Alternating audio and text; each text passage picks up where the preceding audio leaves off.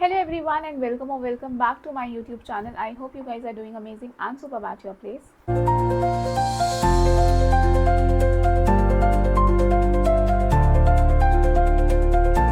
तो आज हम बात करने वाले हैं एक बहुत इंपॉर्टेंट सुप्रीम कोर्ट जजमेंट के बारे में which is in the favour of advocates. और ये न्यूज़ हर सोशल मीडिया पे बहुत ज़्यादा वायरल है। हर जगह बहुत छोटी छोटी चीज़ों में ये बता दिया गया है कि एडवोकेट्स को समन नहीं भेज सकते, एडवोकेट्स को समन नहीं भेज सकते, और इस चीज़ का एक बहुत हाईलाइटेड न्यूज़ बना दिया गया है। But today in this video I will tell you about the details कि इस पर्टिकुलर जजमेंट में क्या आया है, जो चीज़ें आपको पता होनी चाहिए.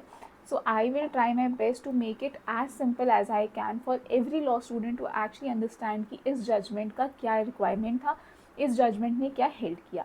So without any further ado, let's just start the video. तो चलो ऐसा मानते हैं कि आप एक एडवोकेट हो, जो कि डेफिनेटली आप लोग फ्यूचर में होने वाले हैं. तो आप एक एडवोकेट हो और आपके पास जो है एक इंसान आता है to ask about certain things. उसको कुछ चीज़ें पूछनी, वो आपके पास आया और आप एक एडवोकेट हो तो जाहिर सी बात है आप उसको एडवाइस दोगे. क्या उस एडवाइस के लिए कमिंग फ्यूचर में आपको समन आए और बोला जाए कि आपने जो एडवाइस दी थी इसी के लिए आपको जो है इस इंक्वायरी का पार्ट होना पड़ेगा and you have to be present for the further investigation. ये थोड़ा ऑड, ये थोड़ा अजीब नहीं साउंड करेगा, बिकॉज एज एन एडवोकेट ये तुम्हारी ड्यूटी है कि हम अपने क्लाइंट्स को एडवाइस दें. एंड उस चीज़ के लिए अगर हमें समन भेजा जाएगा तो how as an advocate we will be able to freely practise the justice. तो अब मैं सुप्रीम कोर्ट की इस जजमेंट का और अपने इस क्वेश्चन का बैक स्टोरी बताती हूँ. ईडी ने 2 सीनियर एडवोकेट्स को समन भेजे और उन्हें बोला कि आपने जो लीगल एडवाइस अपने क्लाइंट्स को दी है उसके लिए आपको इंक्वायरी के लिए आना पड़ेगा. तो बहुत सारे एडवोकेट्स ने, बेसिकली बार एसोसिएशन ने इसके अगेंस्ट प्रोटेस्ट किया एंड दे सेड कि अगर ऐसा चलता रहा तो how as an advocate we will practise our profession. इसका रिजल्ट ये हुआ कि ईडी को जो है ये दोनों वकीलों के, दोनों सीनियर एडवोकेट्स को जो उन्होंने समन भेजा था उसे विड्रॉ करना पड़ा. और एक सर्कुलर आता है कि आप किसी भी एडवोकेट को समन्स नहीं भेज सकते अनटिल अनलेस आपके पास प्रायर परमिशन है from the ED director.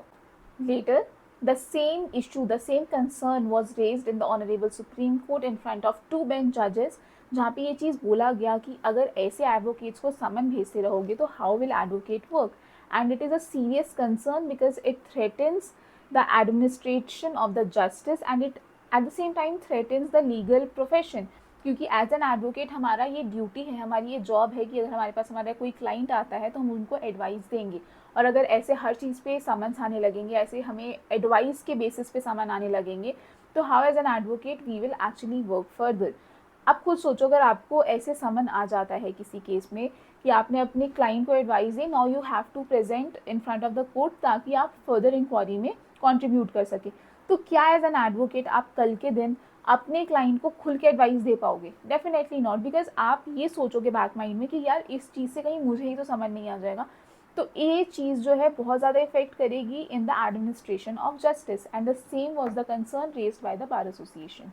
The matter was then transferred to a 3-bench judge headed by CJI BR Gavai ji and उन्होंने ये suo moto केस किया on the date 4th July 2025, जहाँ पे court ने खुद एक case बना लिया आस्किंग द क्वेश्चन, जिसका मेन इशू जो था रेज किया गया था वो था कि क्या एडवोकेट्स को ऐसे समन भेज के इन्वेस्टिगेटिंग ऑफिसर्स, इन्वेस्टिगेटिंग एजेंसीज बुला सकती है for the legal advice they have given to their clients. तो कोर्ट ने भी इसको बहुत ब्यूटीफुली आंसर किया. कोर्ट ने बहुत सारी चीज़ें चेंज नहीं की, कोर्ट ने कोई भी चीज़ों को बहुत ज़्यादा मोल्ड नहीं किया, चीज़ों को कॉम्प्लिकेटेड नहीं किया, लेकिन सिंपलर टर्म्स में जो है एडवोकेट्स के लिए भी बेनिफिशियल काम किया as well as the same time justice के लिए भी बैलेंस बना के रखा. तो एडवोकेट्स और जस्टिस इन दोनों के बीच में बैलेंस बनाने का काम हमारी सुप्रीम कोर्ट ने करा.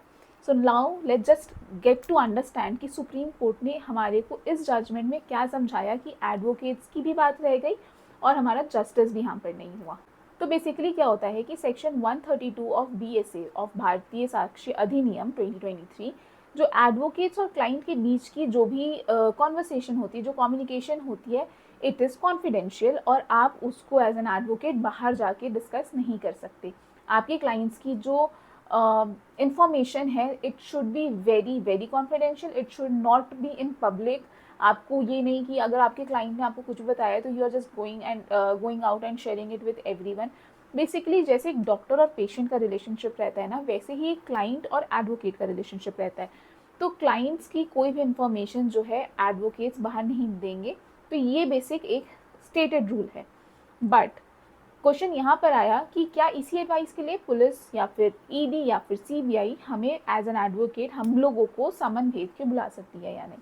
तो कोर्ट ने ये बोला कि कोई भी इन्वेस्टिगेटिंग एजेंसीज एडवोकेट्स को समन नहीं भेज सकती, because it is violative of the section of this provision which says कि क्लाइंट और एडवोकेट्स की जो कॉन्फिडेंशियलिटी है इट शुड बी मेंटेन। लेकिन कोई भी इन्वेस्टिगेटिंग एजेंसीज एडवोकेट्स को तब बुला सकती है अगर उन्हें ऐसा लगता है कि पर्टिकुलर जो रीज़न है it falls under the exception that is mention in the section 132 of BSc. तो बेसिकली कैसा होता है कि 132 में तो आपको बता दिया कि अच्छा आप ये चीज़ें, मतलब आप जो है क्लाइंट और एडवोकेट्स की जो कम्युनिकेशन है दैट शुड बी मेंटेन। ये एक्सेप्शन ऐसा हो सकता है कि आपको while the advocates and client discussion आपके क्लाइंट ने कोई ऐसी बात बताई है जिसमें जिसमें आपको पता चल रहा है that he has done certain fraud, he has done something which is a criminal offence, या फिर आपसे वो कोई ऐसे इलीगल जो है कम्युनिकेशन हुई है उनके साथ। तो ऐसी चीज़ों के लिए जो है आपको समन्स भेज के बुलाया जा सकता है। लेकिन क्या ये समन्स स्ट्रेट अवे भेज सकती है पुलिस आपको, सीबीआई या फिर कोई भी इन्वेस्टिगेटिंग एजेंसीज, क्या आप एडवोकेट को ये जो समन्स है वो स्ट्रेट अवे भेजा जा सकता है? नहीं। अगर इन्वेस्टिगेटिंग एजेंसी को किसी भी एडवोकेट को समन भेजना है तो सबसे पहले उन्हें सारी प्रॉपर रीजनिंग देनी पड़ेगी कि दीज आर द रीजन जिस वजह से हम चाहते हैं कि आप सामने आकर हम लोगों की इंक्वायरी में जो है हेल्प करें, आप यहाँ पे प्रेजेंट हो and you should help us out in the same. इस चीज़ के लिए भी आपको जो है परमिशन चाहिए होगी by the superintendent of police या फिर उनके ऊपर के किसी रैंक से। एसपी के नीचे कोई भी इंसान अगर आपको परमिशन दे रहा है दैट वोंट काउंट, और वो समन वॉइड, वो समन माना ही नहीं जाएगा बेसिकली। तो the summons permission should be taken by the superintendent of the police या फिर उनके अबव रैंक वाले लोगों से, और उसके बाद जो है आप वो पर्टिकुलर एडवोकेट को बुलाएंगे अपनी फर्दर इंक्वायरी में कंट्रीब्यूट करने के लिए। लेकिन अगर एडवोकेट को अभी भी लग रहा है कि ये समन मुझे गलत तरीके से भेजा गया है या फिर ये समन का कोई तुक नहीं बनता है, ये मुझे परेशान करा जा रहा है या फिर मुझे हैरासमेंट के लिए कुछ भी ये चीज़ अगर एडवोकेट को लगती है, तो एडवोकेट के पास under the section 528 of BNSS ये पावर है कि वो इसको चैलेंज करे, इस समन को चैलेंज करे, रिव्यू के लिए बोले। Talking about the documentary evidences, तो क्या ईडी या कोई भी इन्वेस्टिगेटिंग एजेंसी एडवोकेट्स या क्लाइंट को बोल सकती है कि पर्टिकुलर एविडेंस जो है, पर्टिकुलर डॉक्यूमेंट जो है वो भी आप प्रोड्यूस करोगे इन्वेस्टिगेशन में? तो येस दे कैन से सो। अगर क्रिमिनल मैटर है या जो भी सिविल मैटर है तो बेसिकली कोर्ट को आप जाकर ये पर्टिकुलर डॉक्यूमेंट जो है वो सप्लाई करोगे, कोर्ट के सामने ये प्रोड्यूस किए जाएंगे, नॉट टू द ईडी और not to any investigating officer personally. लेकिन ये सेम चीज़ जो है अगर if asked by the investigating agencies कि ये ज़रूरी है कि ये कोर्ट के नज़र में आए and it will help us in the further investigation, तो this will be presented in front of the court, this will be produced in front of the court. Court इस चीज़ को चेक करेगी और अगर कोर्ट को ऐसा लगेगा कि हाँ इस इंफॉर्मेशन को जो है that requires to be in the investigation, तो ये फर्दर आईओस को प्रोवाइड करेंगे बाय द कोर्ट ओनली, और वो फर्दर उसमें यूज़ किया जाएगा इन्वेस्टिगेशन के लिए। लेकिन on the other hand if the court finds कि ये document is not as required इस पर्टिकुलर इन्वेस्टिगेशन में, तो वो डॉक्यूमेंट जो है आपको वापस कर दिया जाएगा।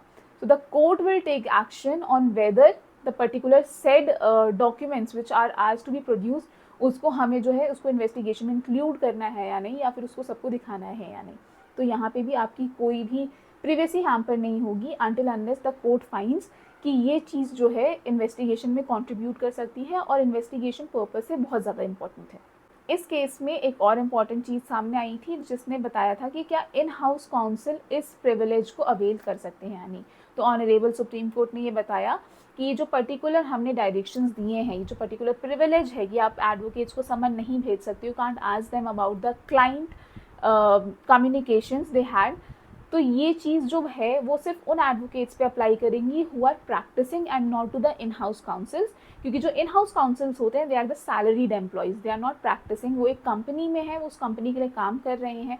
जब उनके पास कोई भी काम आता है तो वो एज अ पर्सन वो वहाँ पर जाके जो है उन्हें एडवाइस देते हैं, तो they are not advocates as से according to the act, and वो लोग जो है इस पर्टिकुलर प्रिविलेज में कवर नहीं होते। तो अगर उनको समन भेजा जा रहा है तो they have to be present and they have to tell कि ऐसी क्या बात हुई है जिस वजह से ये पर्टिकुलर कॉज अराइज हुआ है। So yes, the in house counsels are not advocates and they are salaried employed as held by the honourable Supreme court.